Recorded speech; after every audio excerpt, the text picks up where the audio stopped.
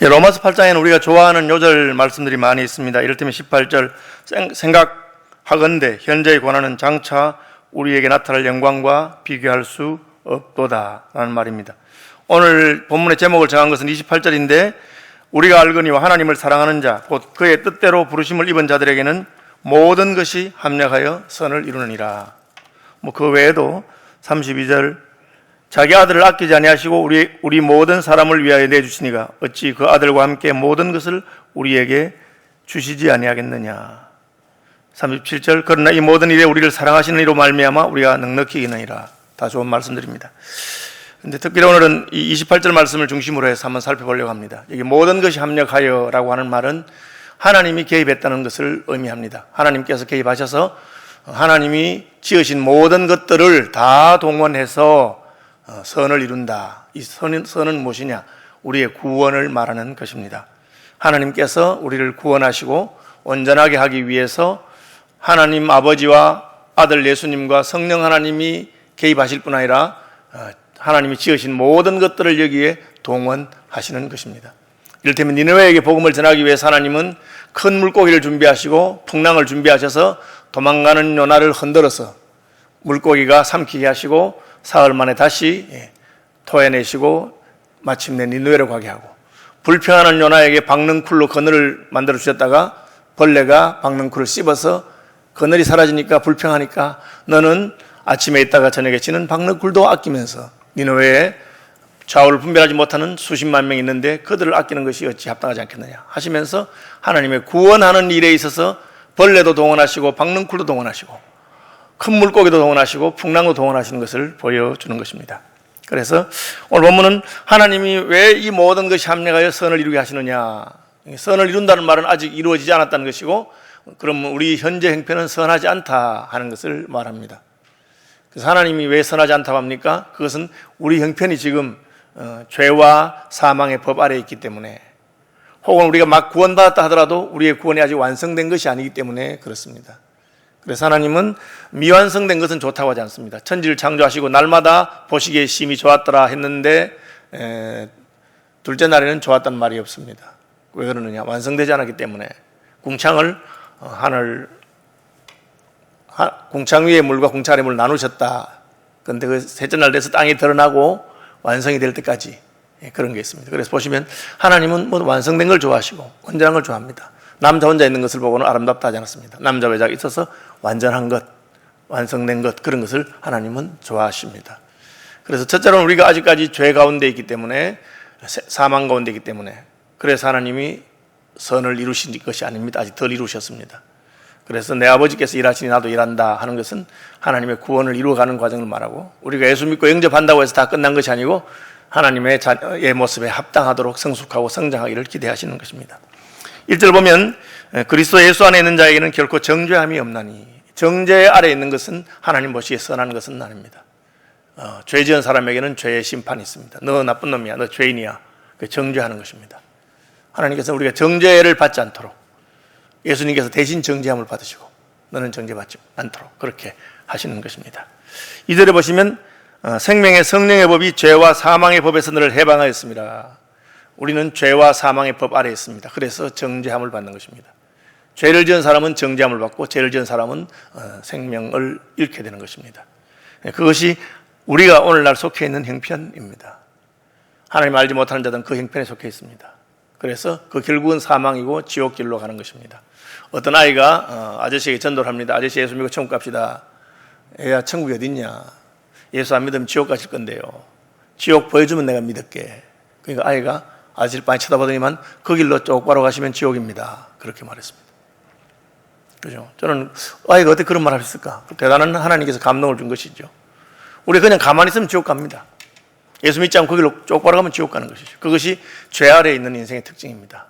누가 죄 아래에 있습니까? 모든 사람이 죄 아래에 있습니다. 모든 사람이 죄를 범하였다. 그래서 이것을 로마서에서는 법이라 그랬어요. 죄의 법, 사망의 법, 법칙이라는 뜻이죠. 법칙에는 여러 가지 있습니다. 우주에는 물리 법칙이 있어요. 대표적인 것이 만류 인력의 법칙이란 겁니다. 뉴턴이 사과가 떨어지는데 왜 밑으로 떨어질까? 알고 밑으로 떨어진 게 아니고 땅덩어리를 향해서 떨어진 겁니다. 땅이 당겼다고 생각한 거죠. 모든 질량을 가진 물체는 당기는 힘이 있습니다. 그래서 작은 것이 큰 것 쪽으로 끌려가는 겁니다. 그 뉴턴이 발견한 만유인력의 법칙이죠. 놓으면 다 떨어집니다. 큰 곳을 향해서 가게 되어 있습니다. 중력이 있는 것은 서로 끌어당기기 때문에 그렇죠. 영적인 세계도 법칙이 있습니다. 그게 무슨 법칙입니까? 죄의 법칙이요. 사망의 법칙입니다. 아담 하와가 범죄한 이후로 모든 인류는 죄의 법칙 아래 있게 됐습니다. 그 말은 죄를 짓기 싫어도 죄를 지을 수밖에 없는 것입니다. 바울은 바리새인이었고 율법을 열심히 지키는 사람이었습니다. 자기가 상당히 괜찮은 줄 알았는데 예수님 만나놓고 보니까 자기 속에 숨어있던 죄들이 다 드러났습니다. 하나님을 만나면 자기가 죄인인 걸 깨닫게 됩니다. 몰라서 그렇지. 그래서 그것은 죄의 법칙입니다. 하나님이 왜 다윗이 그런 죄를 짓도록 그냥 두셨느냐. 다윗 상당히 괜찮은 사람입니다. 어릴 때부터 믿음의 사람이고 시를 쓰고 하나님을 찬송하는 시를 많이 쓰고 비파를 켜면 수금을 켜면 귀신이 쫓겨날 정도로 영성이 있는 사람이었습니다. 그는 용감하고 골리앗을 물맷돌로 쳐 죽일 정도로 믿음의 사람입니다. 그런데 나이가 들어서 궁정에서 신하들은 전쟁하러 갔는데 궁정에서 놀다 보니까 어떤 여인의 아름다움을 보고 유혹을 받았습니다. 그리고 범죄했습니다. 여자가 임신했단 말 듣고 숨기려고 남편을 죽였습니다. 뒤늦게 하나님께서 선지자를 보냈는데 왜 하나님이 늦게 선지자를 보냈을까요? 그것은 다윗이 이날까지 괜찮은 사람인 줄 알았는데 자기 속에 여전히 죄의 욕망, 죄의 법입니다. 죄라고 하는 법이 그를 누르고 있고 다스리고 있는 것을 깨닫게 된 것입니다. 이 법을 피할 사람이 아무도 없습니다. 오늘날 우리가 살아가는 것도 다 이런 법칙 아래에 있기 때문에 그런 겁니다. 이걸 놓으면 떨어지겠죠. 지금 왜 안 떨어집니까? 제가 잡고 있으니까 안 떨어지죠. 이거를 이제 법칙적으로 말하자면 만유인력의 법칙을 내가 저항하고 있는 것입니다. 내 힘으로. 얼마나 저항할 수 있겠습니까? 물병을 들고 제가 설교할 수 있습니다. 30분 동안 들고 있을 수 있을지 모릅니다. 1시간은요? 2시간은 하루 종일 1년 들고 있을 수 있겠습니까? 한 하루만 들고 있으면 팔이 무거워서 놓을 겁니다. 왜요? 법칙은 지치지 않기 때문에 그렇습니다. 죄는 법이기 때문에 우리 평생 우리를 유혹하고 끌고 갑니다. 아담 하와가 범죄한 이후로 인류는 원치 않아도 죄를 지을 수밖에 없습니다. 그것은 열심히 살아보고 수도 생활하고 죄 안 지으려고 노력한 사람들은 다 알 수 있습니다. 우리가 몰라서 죄 안 짓는 것처럼 머리가 나빠서 잊어버려서 그렇지 하나님의 밝은 빛으로 보면 다 죄인인 것입니다. 그것이 죄의 법입니다. 모든 사람은 죄의 법 아래에 있습니다. 그래서 하나님은 이것이 선하지 않은 것을 아시고 죄의 법에서 해방해 주기를 원하십니다. 또 무슨 법입니까? 죄와 사망의 법입니다. 사망의 법은 뭡니까? 죄 지은 사람은 다 죽는다는 거죠. 얼마나 오늘날 건강에 관심이 많고 오래 살려고 합니까? 몸에 좋다는 약들이, 식품들이 얼마나 많이 나왔습니까? 운동도 하고 또 음식도 좋은 것만 먹고 그렇게 합니다. 그런데 안 죽는 사람 봤습니까? 다 죽습니다. 왜? 우리는 죄를 지었고 죄를 지은 사람은 사망의 법칙 아래에 있기 때문에 그렇습니다. 그것이 오늘날 우리가 처해 있는 상황입니다. 우리는 법으로 말하자면 죄의 법 아래에 있어서 죄를 짓게 돼 있고 사망의 법 아래에 있어서 사망할 수밖에 없는 존재입니다. 이것을 우리가 죄와 사망의 범죄 아래에 있다 그렇게 말하는 것입니다. 죄와 사망의 법 아래에 있는 사람은 죽을 수밖에 없습니다.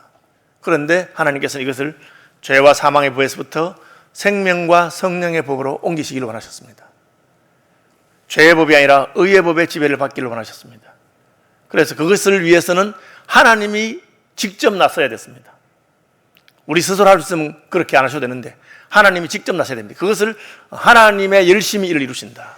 삼위 하나님께서 우리를 구원하기 위해서 첫째는 성부 하나님께서 이것을 계획하시고 실천하실 의지를 가졌습니다. 하나님의 뜻이죠. 그것이 바로 하나님의 예정입니다. 제가 여러 번 말씀드렸는데 하나님의 예정이라고 하는 것은 하나님의 의지를 말합니다. 앞으로 될 일을 하나님이 아신 것이 아니고 하나님이 그렇게 하기로 결심하신 것입니다. 그것이 성부 하나님의 의지입니다. 하나님의 뜻입니다.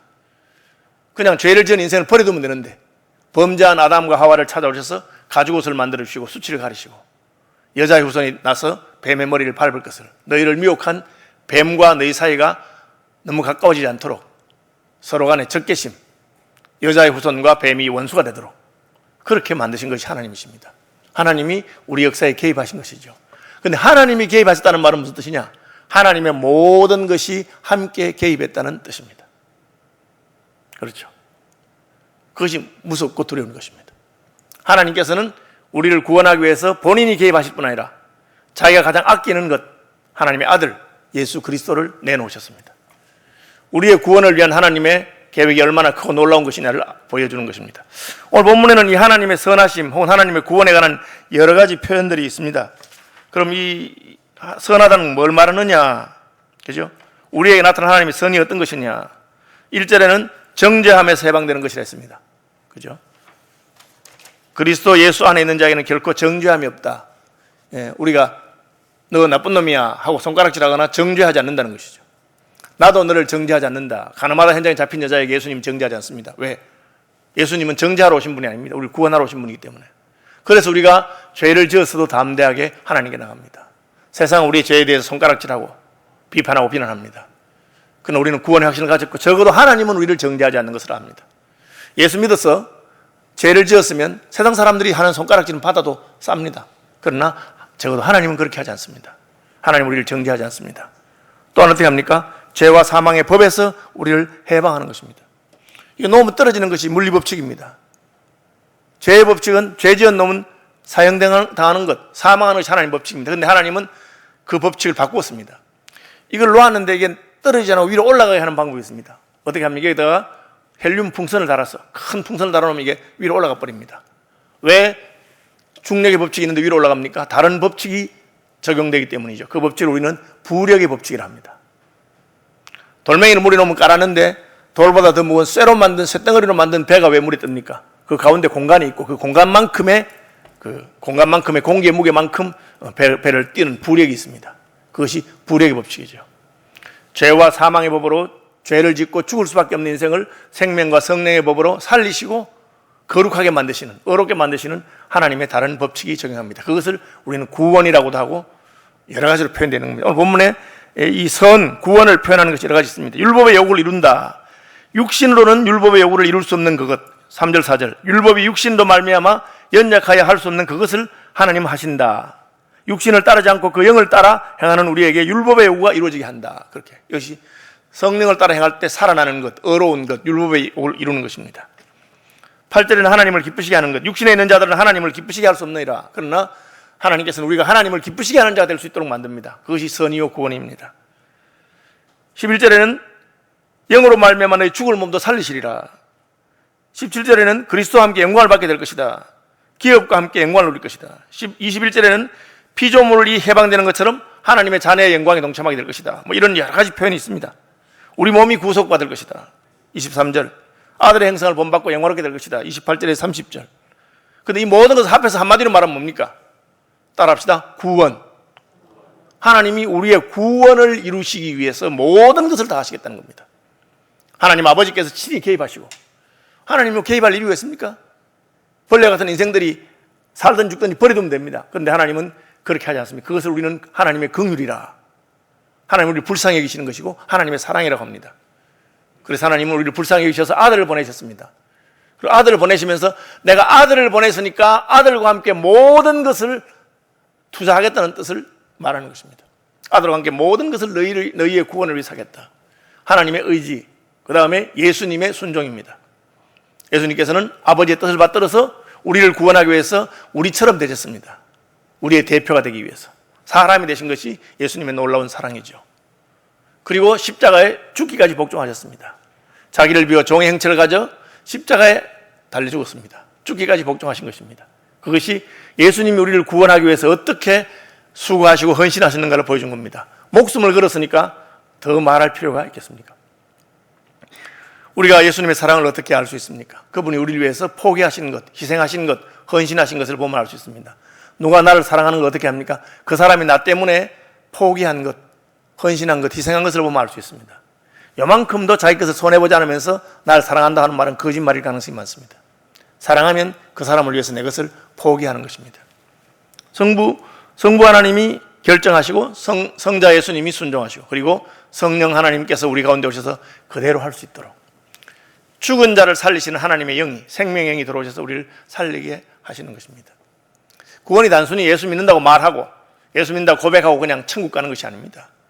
예수 믿는다고 고백한 다음에 천국 가기에 합당한 사람을 만드는 과정이 있습니다. 다시 말하면 구원은 길이가 있는 과정입니다. 예수 믿는 것은 출발이요 완성이 아닙니다. 예수 믿어서 우리는 점점 예수님을 닮아가서 마침내 하나님의 자녀의 영광에 이르는 것입니다. 회장님이 큰 회사를 가지고 있는데 그 회사를 자기 아들에게 물려주려고 합니다. 그냥 주면 되죠? 그냥 주지 않습니다. 왜? 그냥 물려주면 다 말아먹기 때문에. 그래서 후계자 수업을 시킵니다. 어디부터? 제일 밑에 하급 직원에서부터 시작해서 대리도 하고 과장도 하고 다 해보고 그렇게 올라와서 회사가 어떻게 돌아가는지 알도록 그렇게 합니다. 그것이 후계자 수업입니다. 하나님도 마찬가지입니다. 우리를 하나님 자녀로 만드셨는데 아직 우리는 하나님 자녀답지 않습니다. 여전히 죄를 짓고 여전히 문제가 많습니다. 거룩하지도 않고 능력도 없습니다. 그래서 우리에게 성령을 보내셔서 성령과 함께 예수님의 영을 보내셔서 예수님과 함께 우리가 하나님의 자녀답게 되도록 만드는 겁니다. 시간이 지나면 어떻게 됩니까? 우리는 점점 하나님을 닮아가고 하나님의 자녀처럼 됩니다. 그걸 깨닫게 됩니다. 성령께서. 전에 몰랐을 때는 그냥 열심히 율법을 하는 것처럼 그렇게 살았는데 은혜를 받고 나니까 죄를 짓는 것이 나쁜 일일 뿐 아니라 죄 짓는 게 나쁘긴 하지만 너무 달콤하다. 죄 짓는 것이 나쁜 일이긴 하지만 내겐 너무 재미있고 좋다. 처음엔 그렇게 생각했는데 은혜를 받고 성령을 받고 나니까 죄가 나쁜 일일 뿐 아니라 별로 좋은 것도 아니고 재미도 없는 것이구나. 그런 사람이 되어가는 거죠. 죄를 짓는 것이 싫고 밉고 내가 쓸데없는 짓을 했구나. 그렇게 생각한 것이죠. 괜히 그냥 헛수고를 했구나. 그렇게 생각한 겁니다. 이게 뭐 맞는 비유가 될지 모르겠는데 강남에 어느 이제 부잣집에 시집간 이제 며느리가 자기 경력을 단절시키기를 원치 않기 때문에 자기는 또 일을 하고 그리고 돈을 빨리 모아서 이제 독립하고 싶어서 열심히 일하는데 그 시아버님이 그냥 직장 그만두고 아기 낳으면 안 되겠냐 이렇게 하는데 아이고 제가 연봉이 얼마인데 제가 뭐 포기할 수 없다. 그래서 한 10년쯤 아기를 안 낳고 이제 돈을 많이 벌어서 한 10억쯤 벌어서 뭐 이렇게 이제 조금 우리가 아파트를 하나 사야 되겠다 하고는 이제 아기를 가져서 아기를 낳았습니다. 아기를 낳으니까 시아버지가 이제 아기 손주 보러 와서 봉투를 하나 주면서 며느라 미안하다. 이건 너 주는 게 아니고 손주 주는 거다. 얘 앞으로 교육시켜갈 돈 들 테니까 그래 뭐 해라. 앞으로 손주 낳을 때마다 하나씩 주마. 그래서 딱 열어보니까 강남에 있는 빌딩 한 채가 손주 이름으로 등기이전이 됐어요.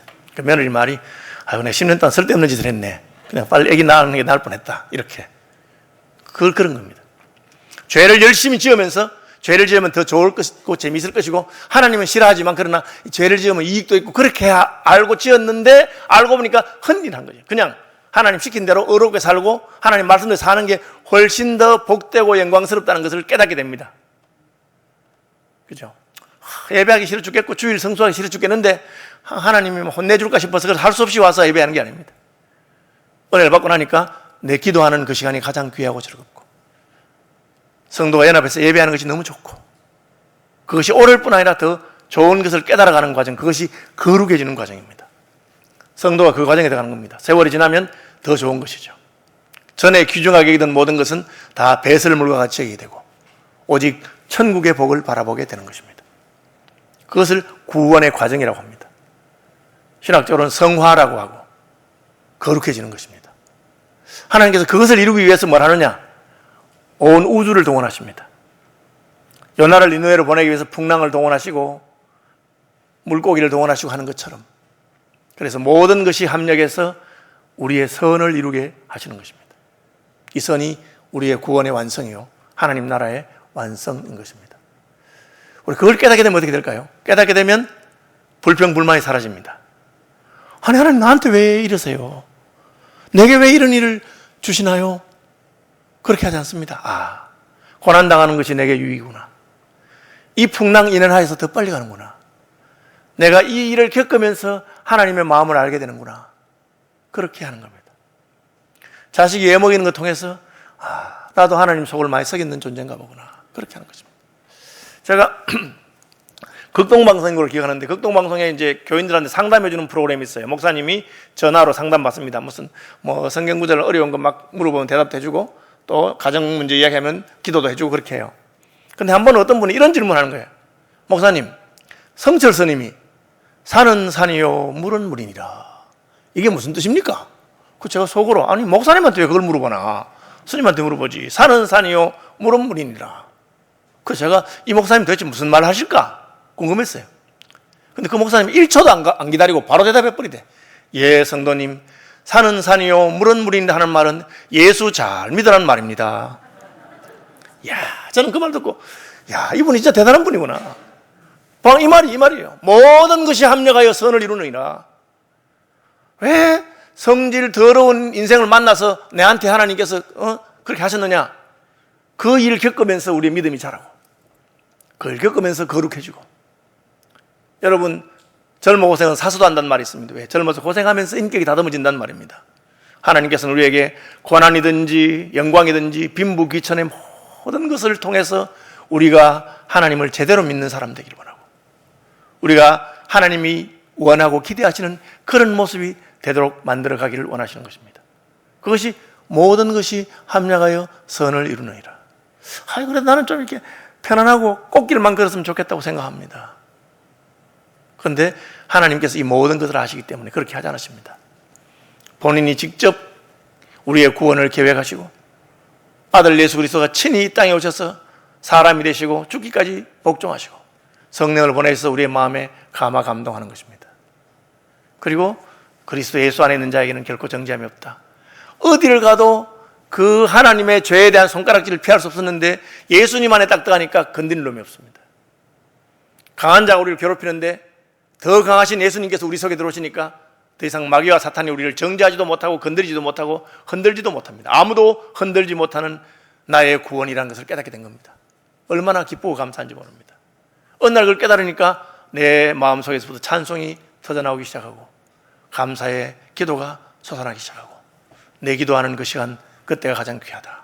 힘들고 어려워도 어려운 일 당할 때 나의 믿음 적으나 의지하는 예수를 더욱 의지합니다 하고, 만약 하나님이 나를 구원하지 않았다면 내가 이 형편에서 어떻게 살았겠나. 전에 제가 한번 설명해 드렸죠. 예수 믿고 1년 만에 암이 걸려서 돌아가시게 됐어요.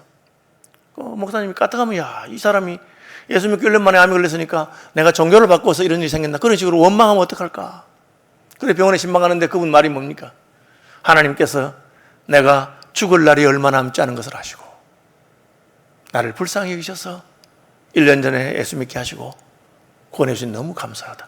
여러분, 똑같은 상황에서 판단이 다릅니다. 은혜를 받지 못하고 믿음이 없는 사람은 불평하고 원망합니다. 왜 내게는 더 힘든 일이 생기는가? 믿음의 사람들은 야, 하나님께서 내가 믿음이 자란 줄 아시고 이제는 이런 큰 시련도 주시는구나. 성경에 감당치 못할 시험은 주신다 안 되는데 이 정도의 큰 시험을 주셨으니 하나님이 나를 얼마나 신뢰하시고 이제 내가 이 시험도 감당할 만한 믿음이 되었다는 뜻인가 보다. 그렇게 송민희 시인 같은 분은 태어날 때부터 몸이 그렇게 불편하니까 얼마나 원망스러웠겠어요. 그런데 그렇게 하지 않습니다. 내가 가진 것, 재물도 명성도 다 없어도 내게 예수님 있는데 그 예수님으로 만족하게 하셔서 감사하다. 그 찬양하게 만드는 것입니다. 하나님께서는 바울을 통해서 하나님이 우리를 구원하고 우리에게 선을 이루기 위해서 모든 것이 동원되도록 하십니다. 하나님이 동원하신 것입니다. 모든 것이 합력해서 선을 이루게 하십니다. 그럼 우리는 어떻게 해야 되겠습니까? 오늘 결론입니다. 우리는 감사해야죠. 하나님께서 하시는구나. 여러분 인생에 굴곡이 닥치고 여러분이 기대하지 않았던, 원치 않았던 것들이 닥칠 때 낙심할 필요가 없습니다.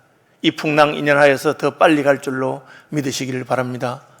고난의 날이 있어도 이것이 내게 유익한 줄로 믿고 하나님께서 어련히 알아서 내게 이 고난을 주셨는가 보다. 여러분 목회자들도 큰 목사님들 있잖아요. 다 한번 죽었다 살아난 분들이 많아요. 그냥 죽을 고비를 넘기고 그러면 그 말씀에 깊이가 더 생기고 또 젊은 시절에 어린 시절에 고난을 좀 많이 당한 사람이 깊이가 있습니다. 인생이 어쩔 수 없이 그런 것입니다. 그러니까 여러분 환난이나 고난이나 핍박이나 위험이나 어떤 것이 오더라도 낙심하지 말고 이것이 하나님이 내게 보내신 하나님의 교육이구나. 내가 당하는 모든 것은 나의 구원을 깊이 있게 넓이 있게 더 온전하게 만드는 하나님의 교육 재료구나. 그렇게 생각하면 되는 겁니다. 다윗은 그렇게 깨달았기 때문에 압살롬이 아들이 반역을 일으키고 자기의 후궁들을 데리고 자고 자기를 죽이려고 군대를 파송해도 원망하거나 불평하지 않습니다. 애 많은 소리를 합니다. 베냐민 지파 시므이가 네가 사울왕을 죽였기 때문에 똑같은 일을 당한다고. 바울은 사울을 죽인 사람이 아닙니다. 그런 억울한 소리를 들어도 그냥 꾹 참고 내가 억울한 것을 주님이 하신다면 나를 불쌍히 여기시겠지. 나도 죄가 많은 사람인데. 그렇게 한 겁니다. 그러니까 예수님이 누굽니까? 아브라함과 다윗의 자손 예수 그리스도라. 그렇게 되는 것입니다. 우리 인생 살아가는 동안에 어떤 일을 당하더라도 그렇게 감사하며 살면 좋겠습니다.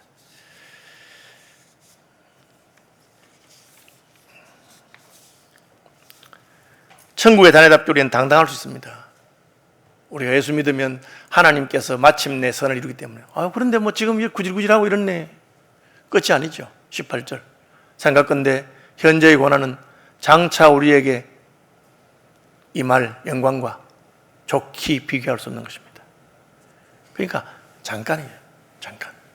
너무나 영광스러운 소망을 가지고 있는 것입니다. 그래서 우리는 요한계시록이 소망의 책입니다. 왜 요한계시록을 읽는 자와 듣는 자가 그 가운데 기록된 것을 질찬하는 자들이 복이 있겠느냐? 여기가 끝이 아니고 우리의 영원한 나라는 저기에 있고 거기는 황금길, 12진주문, 생명수와 그건 그냥 우리가 표현하는 모든 좋은 것을 표현한 것입니다. 주 하나님이 함께 계시는 그 영광스러움 가운데 가게 될 것을 말하는 것입니다. 오늘 본문 뒷부분에 보시면요 36절 우리가 종일 주를 위하여 죽임을 당하게 되며 도살당할 양같이 여김을 받았다. 지금 죽을 것 같다는 거죠. 그러나 이 모든 일에 우리를 사랑하시는 이로 말미암아 우리가 넉넉히 이기느니라. 그죠? 순교자들이 기둥에다 묶어놓고 기름을 부어가지고 불로 태워서 화형 줍니다. 태워 죽일 때 어떻게 이겼느냐? 하나님께서 그것을 감당할 만한 힘을 주셨기 때문에 넉넉히 이긴다고 그렇게 말하는 것입니다. 우린 또 어떻게 해야 됩니까? 오늘 본문에 하나님을 사랑하는 자, 곧 그 뜻대로 부르심을 입은 자들에게는 모든 것이 합력하여 선을 이룬다. 어떻게 해야 됩니까? 하나님과의 사랑의 관계를 잃어버리지 마시기 바랍니다. 힘들고 어려울 때마다 환경은 어렵고 세상은 공고해도 하나님은 여전히 나를 사랑하시니 나도 주님 사랑합니다. 그러면 하나님과 사랑의 관계가 끊어지지 않는 한 모든 것이 합력해서 선을 이루게 됩니다. 그걸 놓쳐버리면 우리는 소망을 잃어버리고 믿음을 잃어버리고 흔들릴 수 있습니다. 하나님께서 끝까지 우리를 버리지 아니하시고 붙들고 계시고 우리를 사랑하시고 사랑하기 때문에 아들을 주셨고 사랑하기 때문에 십자가를 주셨고 사랑하기 때문에 성령을 친히 우리 가운데 보내셔서 우리 속에 있는 모든 악한 영의 세력과 악한 것들을 물리쳐 주시는 분이신 것을 믿음으로 받으시고 주님의 사랑 안에 거하시는 분들이 되시길 바랍니다. 그러면 여러분이 경험하는 모든 것이 결국은 여러분을 거룩하게 온전하게 성숙하게 천국 백성답게 만드실 줄로 믿습니다.